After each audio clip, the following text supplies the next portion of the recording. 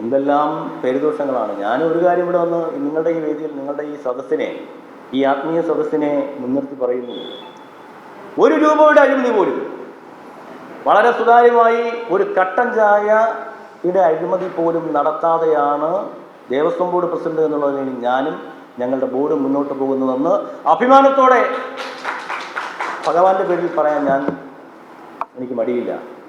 കാരണം അത്രയും സത്യസന്ധമായ പ്രവർത്തനങ്ങളുമായിട്ടാണ് ഞങ്ങൾ മുന്നോട്ട് പോകുന്നത്.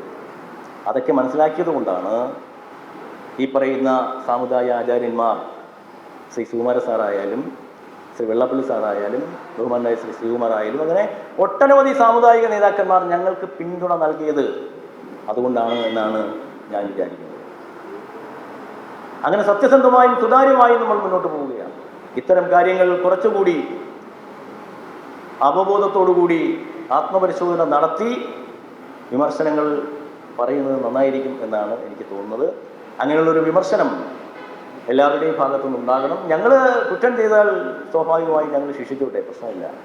പക്ഷെ ഇതെല്ലാം കഴിഞ്ഞ് എല്ലാം മംഗളമായി നടക്കുമ്പോൾ ഇതിൻ്റെ പേരിൽ നഷ്ടപ്പെട്ടൊരു മാനവും അഭിമാനവും ഉണ്ടല്ലോ, അതിനാരാണ് സമാധാനം പറയുന്നത്? കുഴപ്പമില്ല, നമുക്ക് ഈ വേദിയിലിരിക്കുമ്പോൾ ഈ സ്ഥാനത്തിരിക്കുമ്പോൾ അതൊക്കെ ഉണ്ടാവും എന്ന് നമുക്കറിയാം. എല്ലാം കഴിഞ്ഞ് നന്നായി കാര്യങ്ങൾ മുന്നോട്ട് പോകും, അതും കടന്നു പോകും. എല്ലാവരും പറയുന്നതിനർത്ഥം അതും കടന്നു പോകും. ഇതെല്ലാം കടന്ന് ഭഗവാന്റെ അനുഗ്രഹത്താൽ നമ്മൾ മുന്നോട്ട് പോകും.